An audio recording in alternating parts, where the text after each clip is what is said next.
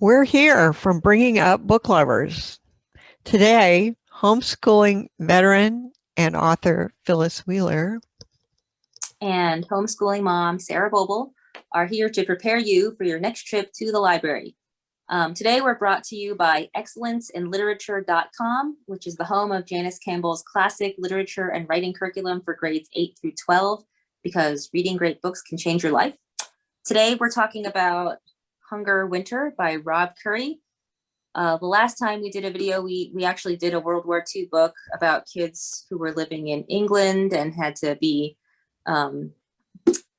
relocated from their city. And today, this is actually about kids in the Netherlands, which was much closer to the action. So Phyllis, can you give a little summary about what the book is about? Right. So the very last winter of the war, this is, starting November 1944, the Nazis controlled a lot of Holland, and the Allies had also taken over some of it. But the Nazi-controlled part was being starved. The Nazis were doing their best to control these Dutch who were, the Dutch resistance was pretty stiff. I mean, the organization called the resistance. So this is a tale of the Dutch resistance from a child's point of view. So young Dirk, who is 12, and his little sister Anna, who is 6, are being cared for by their older adult sister, Else. And because mom died and dad is in hiding because he's been doing so many of these activities to save Jews and generally I guess save pilots and Allied pilots and so on. So he's a guy with an X on his back, so he's in hiding. And then what else gets captured by the Nazis, and a neighbor runs over and bangs on the door and tells Dirk that he needs to leave with his sister because the Nazis are coming for him. So they take off. They just kind of run off into the countryside. They're heading for a relative's house. So this story is about their adventures, and it's very much an action-packed story. First one thing, then another, the running away, um, being, having one calamity after another that somehow they get out of, and always looking to reunite with their father and their some other relatives. So yeah, it's quite a little thriller, kid-sized thriller. So it sounds like it has all the makings of a good story. Does it pass the good story test? Yes, I'd say it does. It has good structure, has a good strong beginning, good strong middle, good strong end, and it has memorable characters. So I'd say yes. So as far as the main character, Dirk goes, what do you notice? Is there some character development for him? Does the book capture what it's like to be him with all these adventures and harrowing experiences? Well, he has already been caring. I guess he's been kind of the primary caregiver for his little sister for a while, so that doesn't seem to change. But it's very sweet to watch him care for her, carry her around, make sure she doesn't cry, and generally try to meet her needs without getting mad at her for being a little kid. He's a very very mature 12-year-old. He does mature in that he's carrying around a load of guilt uh, for something that happened, and he eventually is able to talk to someone about that. So that is a character arc going on for him. And another thing that I liked was the father. The father does show up, but before he does, we see how he has parented his son so well and taught him, in the midst of this war, he has taught his 12-year-old how to wrestle and how to, get the best of a much larger opponent and so on, which these skills are useful to the kid. So Mhm. this is not a one of those characters that you see in a lot of contemporary books where it's a stupid father, you know, who does dumb things all the time. This is not it. Yeah, I skimmed the book, and he's out like sabotaging the Nazis, and he's definitely not inert as a character, even though you don't meet him till the end. Right. Um, did you pick up on any themes that went throughout the book? Well, I guess, you know, enduring hardship. Like, what do you do when, like, Els is being interrogated by the Nazis, and she is able to keep her cool and not divulge things. And, you know, it's sort of like standing up under extreme circumstances. It's really quite a well, quite a good example, especially for us. We live such a cushy life, you know. And how would I fare in a situation like that? It's something to think about. Mhm. Yeah, there was very much a commitment to what she believed was right. All of the whole family to what they believed was right, and willing to suffer for it. Yeah. How about some memorable scenes? Favorite scenes? Uh, well, the one that I kind of like is where it's in the early part of the book, and they've just left their farm, and they don't know what to do, and they're out in the open, and they find this tree, and they just creep under this tree, under the skirts of the tree. I guess it's kind of goes all the way to the ground somehow, and they just go in there and just fall asleep. It's so sweet. They're, you know, homeless, chased children, and they're just sleeping under this tree so peacefully. I like that. Hmm. I think the memorable scene for me was like the complete opposite, where they're like he was driving a runaway car with a Nazi officer in the passenger seat who was like firing his gun at the guards at the gate. That was probably the most memorable one for me. So just to show you that the book covers quite a lot. It is very, very exciting. Um, anything potentially controversial for readers, for homeschoolers? No, there isn't. And it actually is a little bit surprising that there isn't, because this contains scenes of Nazi interrogation, which you Mhm. might think would be, you know, kind of raw or a little much for a middle grader. But, uh, you know, Rob Currie has done a good job of making it age appropriate, Mhm. um, and also still, you know, a nail biter. So, Yeah, yeah. I thought so too. And at the end, he did talk about how everything he wrote about was stuff that happened. I mean, he didn't go to kind of the extreme end of violence that he could have, but um, all the interrogation tactics he wrote that he had researched, and they were the ones that were actually used. Um, we just didn't have to read about the extreme cruelty of it, which Right. was like age appropriate, like you said. Um, okay, well, I think we're gonna talk to Rob. Okay.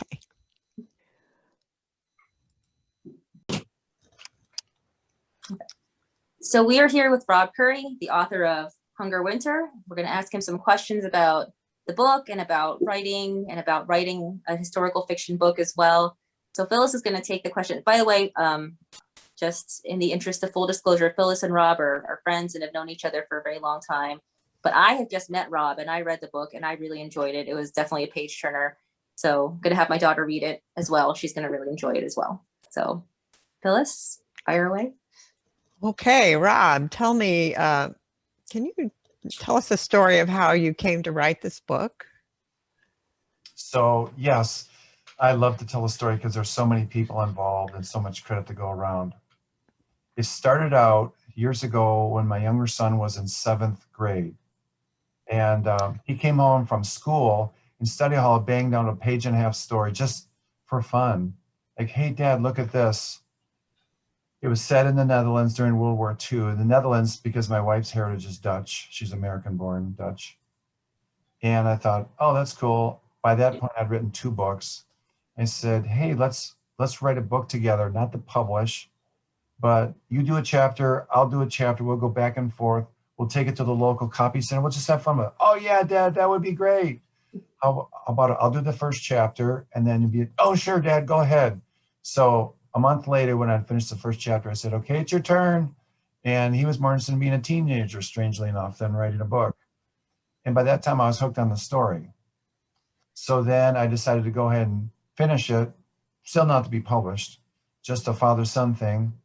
And then by the time I was done, it's one of those things where you start out thinking it's going to be this much work and it's this much. I thought I might as well try to publish it. And there were a lot of iterations and a lot of back and forth with editors, change this, change that. But that's how it started. I'll be darned. Huh. So, If there are young people watching this or homeschool parents, you just don't know when you start something where God or life might have that winding up. It's important to do the thing in front of you and do it well and trust the process. so what kind of research did you have to do? So I've been reading World War II books since adolescence.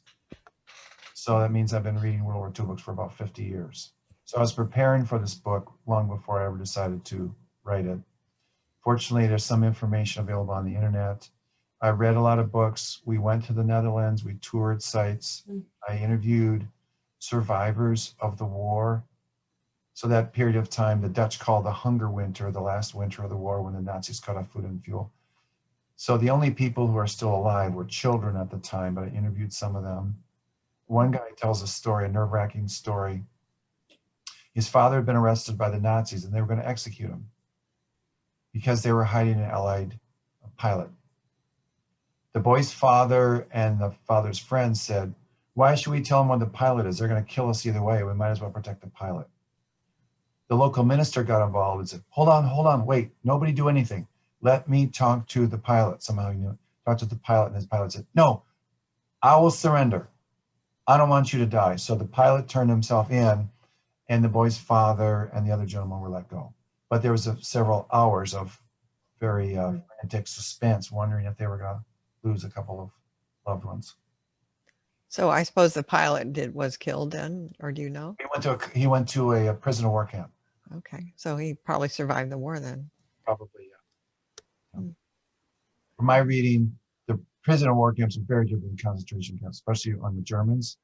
But when the Germans captured you, they treated you more or less okay, not great, but not terrible. Huh.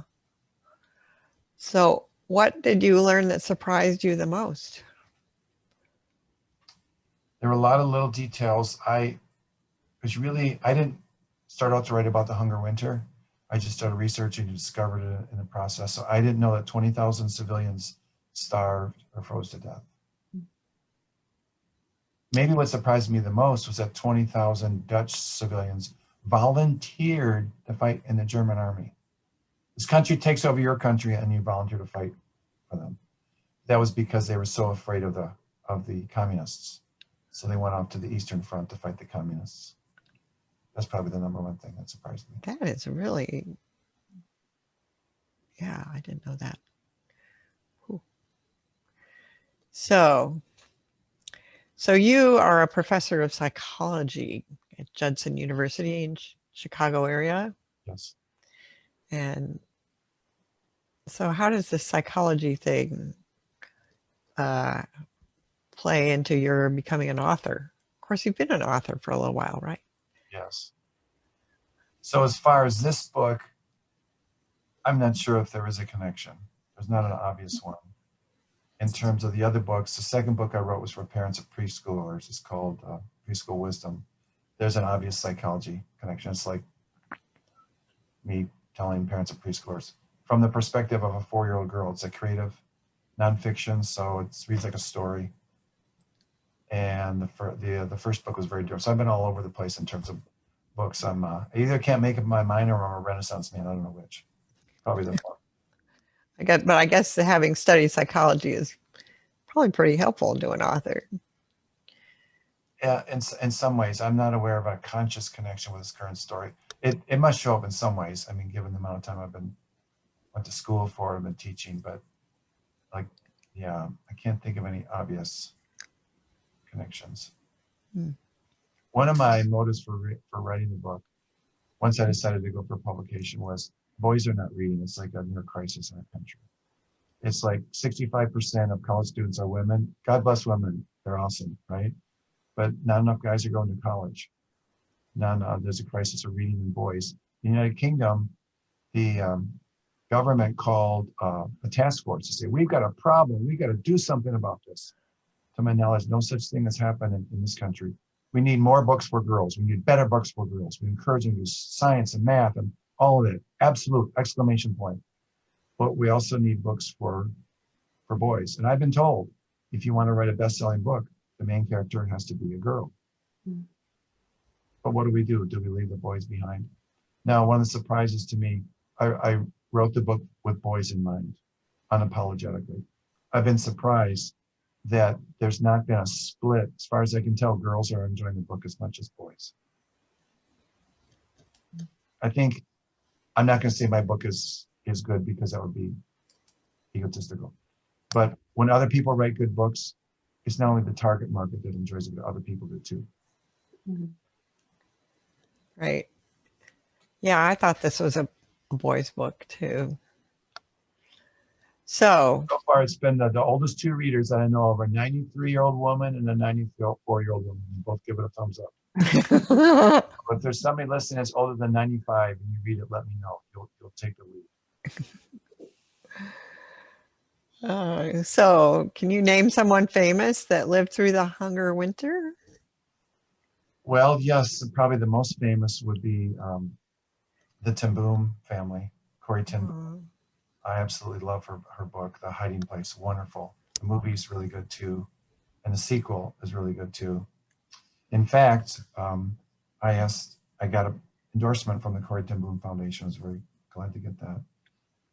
She was captured by the Germans for hiding Jews, and she was let go by mistake. Some of you viewers will know the stories of clerical error, and she was let go. And she went around Europe speaking and telling people the importance of forgiveness. And if you go on YouTube, you look a little, you can find out 2.5-minute video. It's very powerful. She shares a story. She's speaking, and afterwards a man comes up to her and says, "Thank you so much for your speech." Well, I'm sure she heard it a lot. He says, "Do you recognize me?" "No." I'm so-and-so. And all of a sudden she looked at him. He was one of the guards. He was one of the worst ones, one of the most cruel ones. He did come to faith in the meantime. He's a changed man. He says, "Would you please forgive me?" And he holds out his hands to her.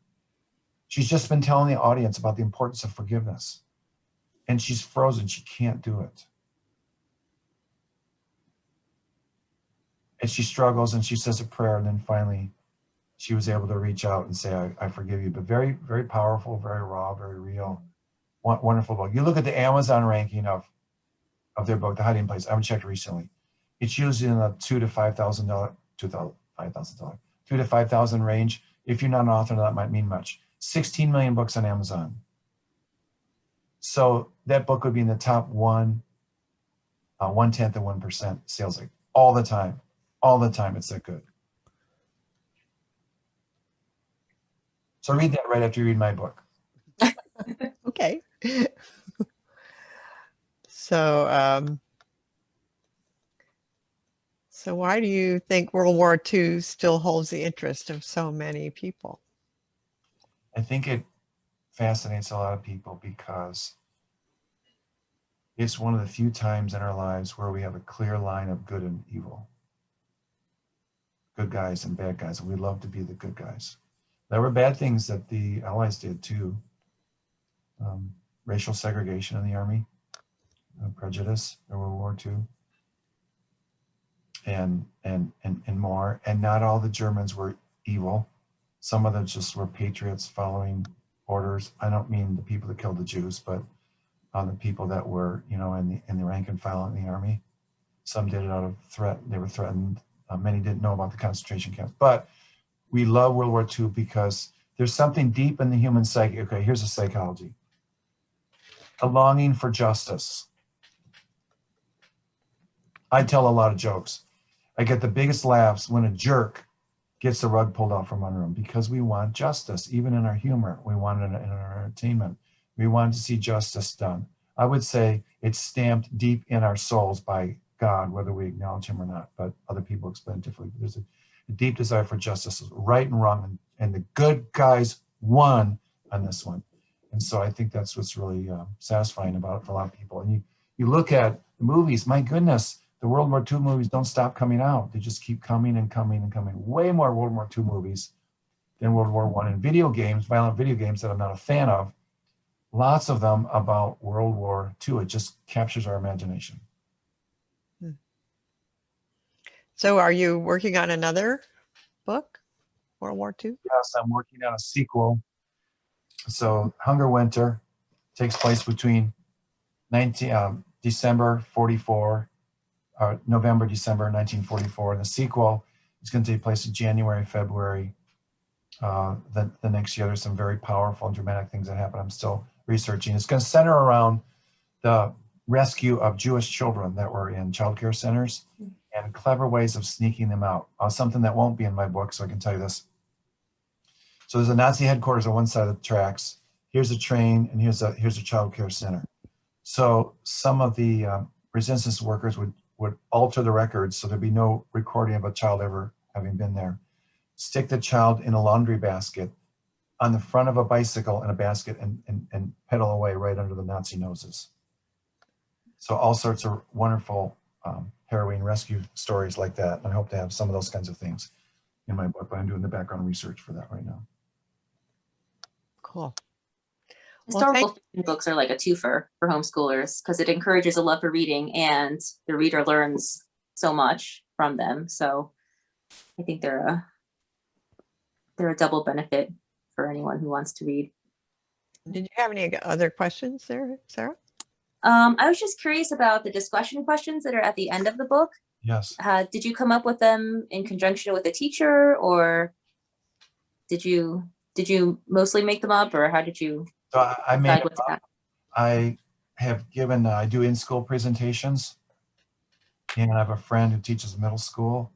I've been to his school twice. That's been a while because of COVID, of course. I asked him, every book has discussion questions. Should I put them online or in the book? He says, why don't you put them in the back of the book for more convenience? And so I did. And now I'm glad I did, because not every school, not every student has access all the time to a computer. Also, homeschool parents know if your kid's online, you got to monitor that. And that can be kind of a pain sometimes. How do you know Johnny or Susie's really on that, or stumbling into something else that you don't want them to see? It's just right there. The book has some other things that most books don't have. It's got maps along with the discussion questions. So it's designed, really, it was designed from the beginning with schools in mind. Cool. I'm a teacher, so what I do for a living is ask questions to generate thought. So I try not to say, what was the name of the second character introduced in chapter 4? Like, what self-respecting child wants to answer that question? Like, Well, thank you so much for coming to talk to us. Next time you go to the library, check out Hunger Winter by Rob Currie, and we'll see you next time. Thank you very much. Bye-bye. Bye.